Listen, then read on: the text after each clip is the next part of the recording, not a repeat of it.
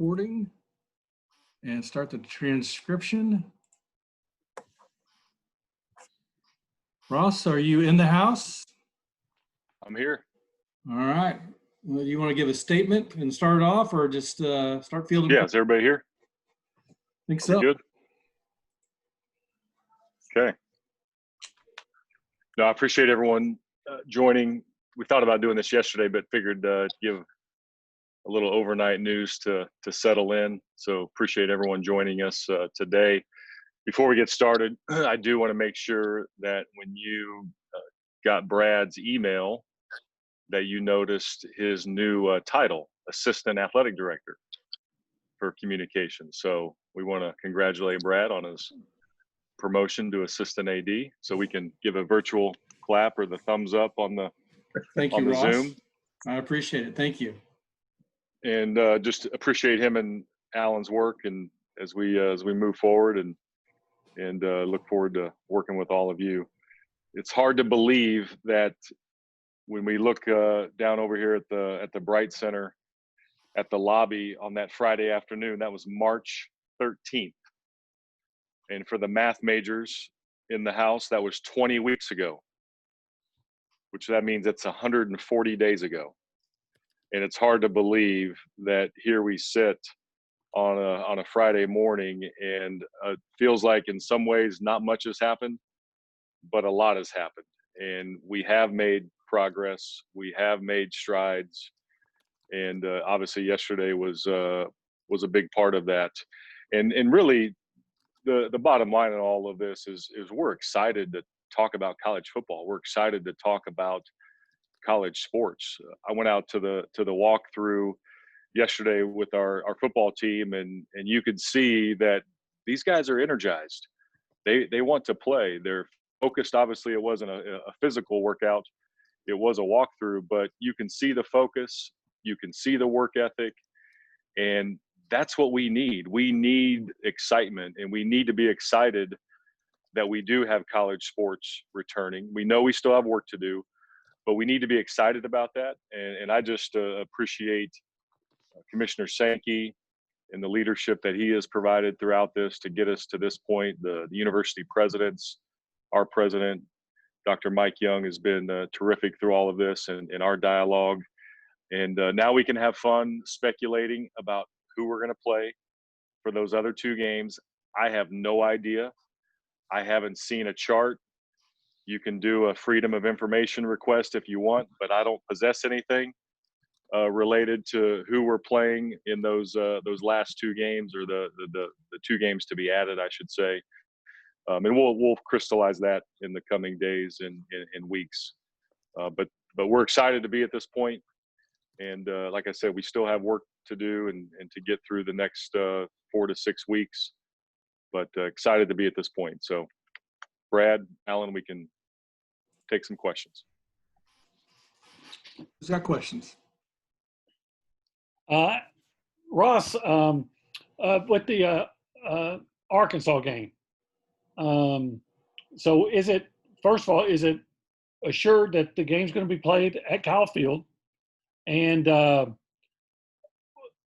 we to the point that thinking that the game from here on is always going to be on campus? And if so, what did Jerry Jones give you decide to let you out of a contract, or what's going on there? Yeah.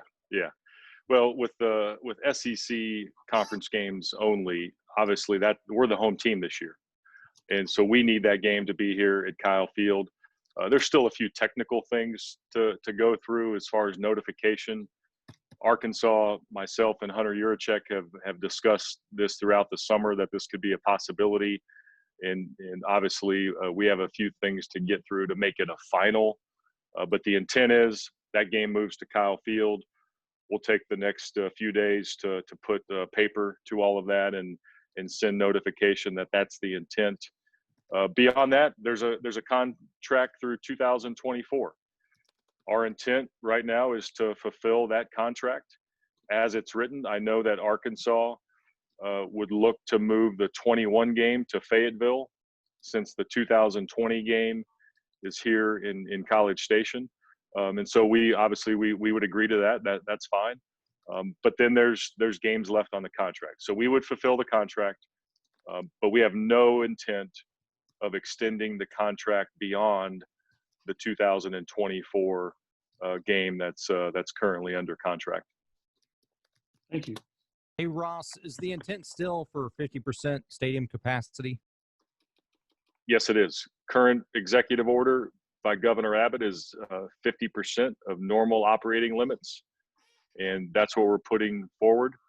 We have a few details to work out relative to our capacity plan, but we're ready to announce that, and we're just waiting on a few more things. And I hope that sometime next week we can get that announcement out about our stadium plan. I'm jumping the gun on this, and I guess that's what you're referring to, but would it be like, how would y'all decide who gets to actually be part of that 50%? Well, yeah, right now, based on our season ticket sales, that all season ticket holders who have a ticket as of today would be accommodated in that plan. We would have to reduce the number of students. Normally we sell about 34,000 student tickets, season all sports passes. We would have to reduce that down. But right now we would be able to accommodate all of our season ticket holders. And as big as Kyle Field is, the capacity is actually more than what the listed number of seats is, with the concourses and the club spaces, and the capacity gets to a little bit over 110,000 for spectators, even though we only have 102,733 seats.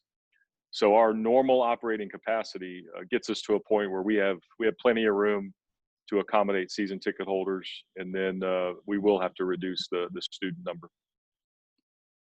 Ross, why was 10 games for the SEC and only conference games the right call? Obviously, we see the other conferences doing what they're doing, the ACC with the +1 model. Why was this the right decision for the SEC? Who was that asked that? Justin? Yeah. Okay. I didn't see you on there, Justin. You're on the next page.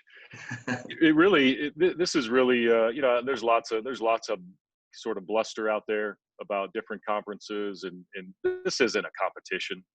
This is a public health issue. This is a health and safety matter for our communities, our student athletes, and people talk about gamesmanship, and that's not what it's all about. This is about what's in the best public health situation for our communities, and obviously our student athletes who we serve and protect every single day. And so really what it boiled down to is we believe that when our students return to College Station, and every college town in America will see this, that we anticipate that the variables will change, right? The numbers of positive cases among students, we're gonna see an impact of that. What that looks like, we hope it's minimal, but we know that's going to happen when young people congregate back here in our college towns. And so we need to try to avoid that. We need to try to stay out of that as much as possible, especially when you're bringing fans to campus. We already have student athletes back on campus, but really protecting their well-being as well. So it really came down to availability. It really came down to the calendar, pushing it back to avoid that surge in all of our communities. That puts it in late September. And then we do want to play the college football playoff. We do want bowl season in whatever format that looks like. And then you just run out of room. And so having 12 weeks to play 10 games made the most sense, for our conference. So it wasn't about testing protocols about North Texas or Abilene Christian. They would have met our testing protocols. It was really about, we need to make sure that we protect our communities the best way possible early on when students return to campus, and make sure we do that the safest way possible. And this is how it was accomplished. Ross, Hey, what Ross. are your financial obligations to those non-conference teams, if any? We don't believe we have any financial obligations. This is a public health matter that is outside of our control, and that'll be our position. We will offer all three of the remaining non-conference games an opportunity to play at a different date down the road. So we have extended those offers, and we'll see where that goes. Nothing was accepted, but that's our position, that this is outside of our control, and this is a public health matter.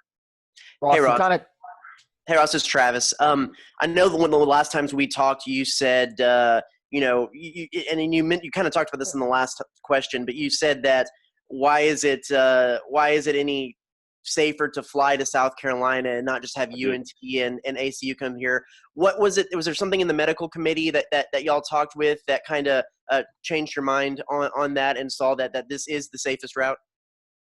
That's right. Yeah, I'm on record saying that if we're playing South Carolina, why not play North Texas? And I do believe in that from a protocol safety standpoint. But given the time constraint, right? Given the fact that we need to move back, and so all of the medical folks, all of the health experts that we talk to, and we have great resources here on our campus that are helping guide through this. Everyone anticipates that there'll be some type of increase in the number of positive cases among the student population, among young people. And if you look at the demographics in Brazos County, that 20 to 29-year-old category has seen an increase over the summer months. And so my understanding is a lot of leases start on August 1st. That's tomorrow. What's going to happen over the next couple of weeks? We know that classes are in a hybrid model starting August 19th. So what's going to happen when more students return closer to the start of school? And that was really the data, was there's going to be an increase. What does that look like? No one can really predict for sure, but we have to anticipate that, which means we need to try to avoid that as much as possible.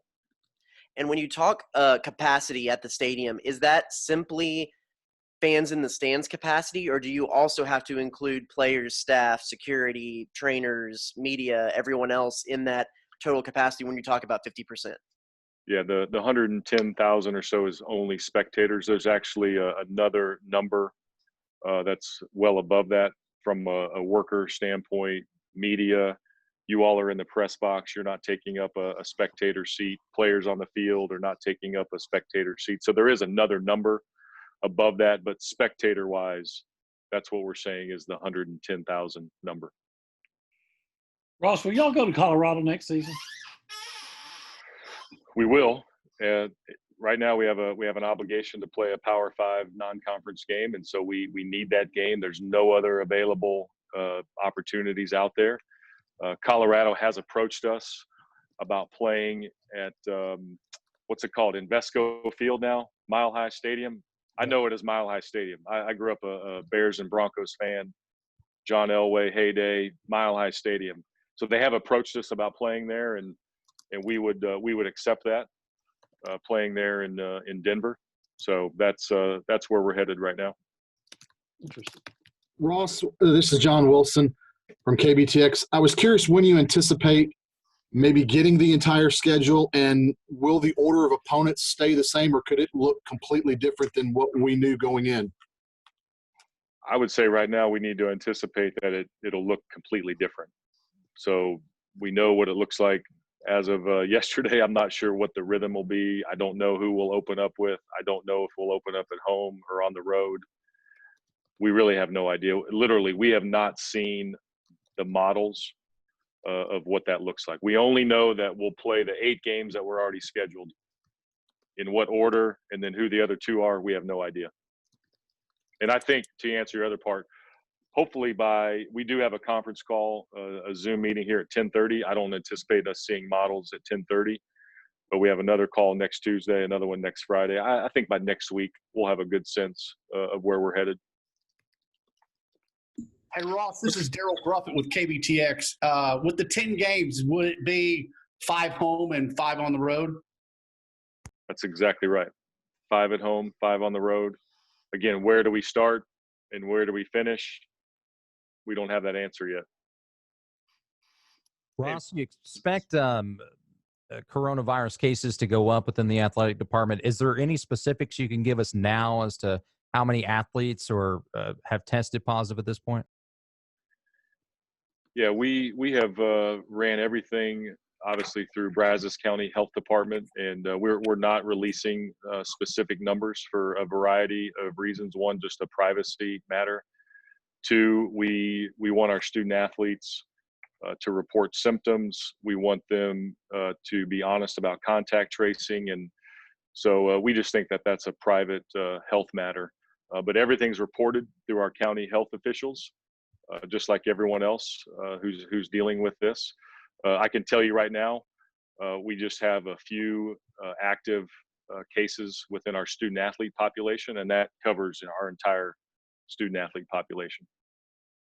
Ross, What's the last week been like for you? I know you've been at a lot of meetings. What's kind of like the schedule been like, and is there like a sense of relief at all that we've kind of come to this conclusion after all of those months of speculation and conversations? I'll go back to last week. We had the in-person meeting on July 13th, and I felt like it was a great dialogue, and we got a lot of things on the table and talked about all kinds of options, including this option where we landed yesterday. And then I felt like last week, the week of July 20th, was more like, okay, what are we waiting on? Like, what's next? Like, we're sitting here, we had this meeting last week, and it just felt like there was really nothing to do the week of July 20th, even though there was a lot happening. And then I felt like this week that I wasn't sure that we'd make decisions. I think I commented to several of you, I don't anticipate a major decision. It could happen, but I don't anticipate that. I thought we could get a little more time in front of us to make any final decisions. But at the end of last week, we started really seeing some of the data related to the students returning and what that might look like around the SEC footprint. We had a really in-depth conversation among athletic directors on Tuesday where we really brought this up. We really brought this up on Tuesday to say, look, we need to head in this direction. Let's gather again on Wednesday. Let's formalize at least the athletic director's position. Let's get that to the presidents. They were meeting on Thursday afternoon. So I think it does. It provides clarity. It provides the hope and optimism that I mentioned in my statement, but it also just the mental aspect of this for our student athletes. They need clarity. I saw several of them in the parking lot as I was leaving last night, and you could see it in their face. They have some clarity. And so I think that's exciting for all of us. That's exciting for our fans that we get to move forward and we have a plan. Now we all need to do our part. So I'm kind of going on a little bit, Travis. We all need to do our part. We need to wear the masks. We need to take precautions so that in order to make sure that this plan will stick. And so that's really going to be our message moving forward is do our part, move forward. But I'm glad that we have this week behind us now, and we can start the next phase of all of this. Ross, have you had enough interaction with fans to know that you'll have demand at 50% of tickets, or people, obviously there's going to be people that don't want to come to this stadium as well? That's right. You know, we can only go really off of our data, and our data says that we've sold, right around 45,000 season tickets to our season ticket holders in the general public, if you will. And then, like I said, we'll have to cut that student number in half. And then the other data that talks to us is we know that when people actually have a ticket in their hand, that not everyone shows up. And so using that data, we know that there's never 100% redemption of our tickets. That hasn't happened the last 3 years. And that's just the nature of people that have things come up or whatever the reason might be. And then if you take the virus, there's probably going to be a natural reduction even more so. So the fans I talk to, the folks that I interact with, they want the personal choice to attend or not. If I decide to attend, I'll take the safety precautions. I know that the university will, the athletic department will, and then let me decide if I want to attend. That's the general consensus. We will recommend, if you're in a high risk category, that you probably don't want to come this year. Obviously, the face covering is going to be a requirement to enter the stadium, to walk around the stadium. We'll have ushers and lots of people reinforcing that message. We'll do a lot of things on the video board to reinforce that, but we want it to really be a personal choice, and that's the direction that we're headed with our capacity plan. Is it going to take more people at the stadium than normal, or will you just have a normally staffed game? It'll be probably actually a little bit less than a full capacity staffed game, and we believe that we can handle that given even the requirements about face coverings and things like that. So it'll be a reduced staff based on reduced capacity. The other thing that we're facing is the availability of game day workers is a little more scarce than it normally would be, and so we have to really monitor that over the next few weeks. Ross, I'm curious because it's 50%. I mean, for obviously in your stadium, it's still 50,000 people. I know from an outdoor standpoint, it's probably a little bit safer, but at the choke points, when you talk about entry, Right. bathrooms, things like that, what are some of the plans that you guys have to mitigate risk in those areas? Yeah, we will have touchless entry. So we will not take someone's ticket from them. We'll have a scanner that scans their ticket. We won't touch that. We'll actually spread out the entry gates as best as that we can, so we're not clogging gates. We'll have signage and make sure that people don't line up close by, that we spread people out through social distancing as they enter the stadium. And then the exiting, there'll be required exiting pathways that people have to take. Again, we're fortunate. We have the best stadium in college football. We have plenty of space. We have plenty of exit ramps and things like that. But there will be requirements related to the egress pathway. We also, in restrooms, again, we're trying to make it as touchless as possible with doors and entry while still obviously protecting privacy. But then a lot of hand sanitizing stations and things like that will be part of it. The other thing is cashless concessions. So our concession stands will go cashless through a new point of sale system, and then plexiglass between the worker and the customer. So lots of things like that are being installed and implemented. Potential for opening the stadium earlier for entry, things like that. Would that be a consideration? Yeah, perhaps. The one thing that is tricky is tailgating. So what happens pregame, and trying to figure out how all that works. And we've got a governor's order related to that. There can't be any gatherings unless approved by the mayor or the county judge, right, related to gatherings of 10 or more. So we have to go through that process, and those things are being mapped out right now as well. Hey Ross, What testing protocols look like, Ross? For people Testing protocols. You're talking I think about. Hey, Daryl, I think Tyler was asking about testing protocols for student athletes. Is that what you're asking about, Tyler? Yes, yeah, testing protocols for the athletes and stuff during the season. And, when you look at the MLB with, they're having to postpone some games, you guys don't have that wiggle room. So how do you prevent having to, postpone games? Yeah, our testing protocol, the NCAA put out some parameters and some guidelines. The Power 5 conferences are working on finalizing a plan. And right now it'd be 72 hours before each contest. So that's one layer, and that looks right now to be operated through a third party that would come in and conduct that testing. And then we would have extra resources here at Texas A&M to proactively test throughout the week. We haven't exactly mapped that out yet. Some of it depends on exactly the practice schedule. Some of it depends on the contact tracing, if there is a quarantine or a positive test that we have to administer. So those are kind of things that still need to be flushed out, but there will be a Power 5 agreement. And obviously now that we're playing SEC games only, there'll be an SEC agreement on the 72 hours. We'll have added layers in that through our own testing here at Texas A&M. And then that's the one question mark, Tyler, is how does it work?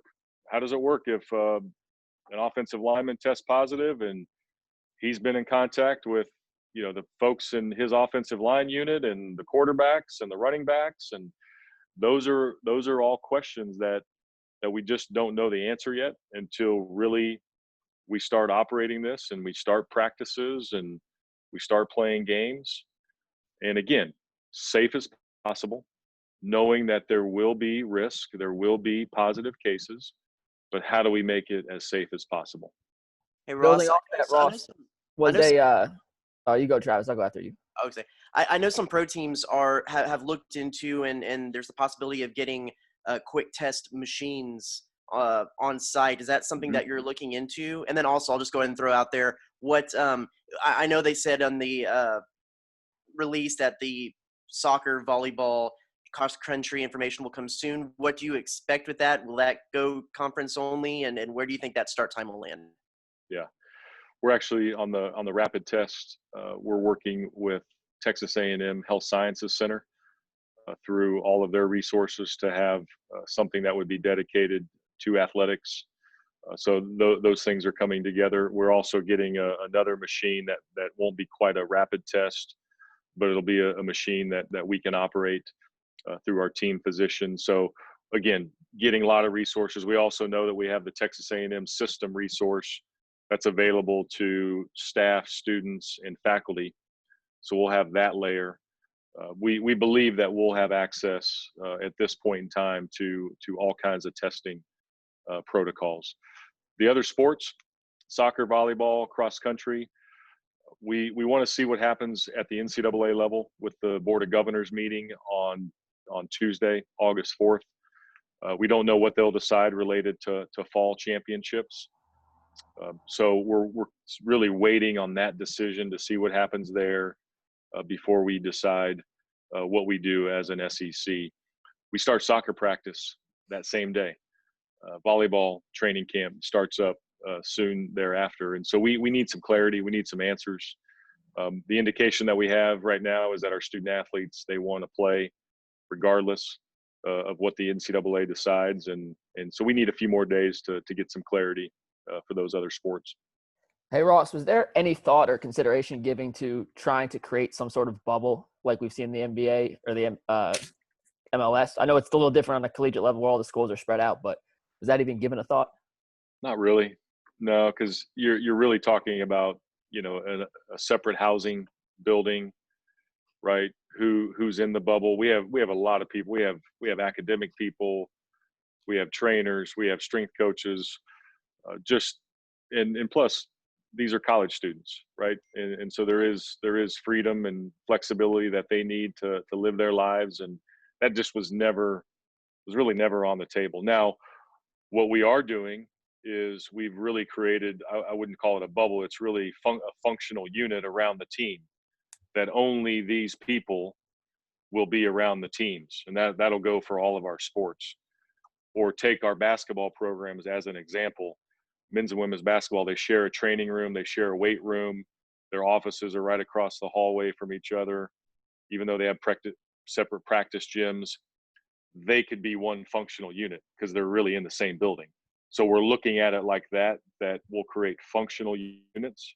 And some of our sports that are obviously right around the corner, soccer and volleyball, have already made those moves to create those units. So that's how we're approaching it as we move this thing forward. Hey, Ross, in protecting that functional unit, do you think it makes sense to have official visits for football at any time this year? That's a good question. Right now we're recruiting is shut down till the end of August. We anticipate that being extended, honestly, beyond that. So I don't know if you'll see on-campus visitors for recruiting this fall, really at all. So then that begs the next question. What happens to the November signing period for all of our sports? And then what happens to the football December signing period? We don't know yet. We just don't have that answer. But I think it will be tough on all of us to host visitors during the fall. Ross, from a competition aspect, what do you think it's going to be like to play 10 SEC games? And what do you think the chances of the conference is there at the end fighting for maybe 2 spots for the playoff? How exciting could that potentially be? Well, everybody around the country always tells the SEC what we should be doing, and they always say we need to be playing 9 conference games. So I guess those people got their wish +1 that we're playing 10. No, I think it's great. I think it's great that it's SEC competition. I think it creates great drama. It's obviously going to be a challenge, depending on who to challenge anyway. But who do you pick up in those other 2 games? So I think the challenge is exciting. I think the matchups are exciting. Perhaps there's a matchup that hasn't taken place in several years because of our scheduling rotation. That becomes unique and exciting. And then I think our players, they want to play against the best. And so I think that provides that great opportunity as well. So I think the fans will love it. Our players will love it. And I think it's just going to be great excitement for everyone in college football, especially the SEC. 10 o'clock. Anybody have a question that just can't wait? Last chance. I got one real quick. Ross, what discussions have you guys had if, in the instance, the season has to be halted at some point, say like 3-4 games in? Like, what have been the discussions conference-wide about what you guys would do in that instance? Yeah, that's probably one of the things that still needs a little bit of clarity in terms of what determines not playing a certain game. Is it a percentage of the roster? Is it a unit like we described earlier, like your offensive line? Those things still have to be thought through in terms of what would create a no contest, if you will. Or is it simply we have an extra week built in and you move that game and you just have to take that week off because either we couldn't play or our opponent could not play. So I think in a lot of ways it has to just remain fluid to see where all of this goes and to see what happens, knowing that we at least have the 2 weeks built into the season. And it may come down to a thing, Sam, where we have 10 games scheduled and we play 8. You play 9. It may happen that way. This model gives us the best chance. And I think that's how we have to describe the entire college athletic world right now, is what gives us the best chance to play any games. And this plan gives us the best chance. So those scenarios, I think, just in some ways just have to play themselves out. Very good. Thank you, Ross. Thanks, Ross. Thanks, everyone. If you have anything for us, get with AC or myself, and we'll do our best to help you out. Appreciate you guys. Thank you. Thanks, everyone. Take care.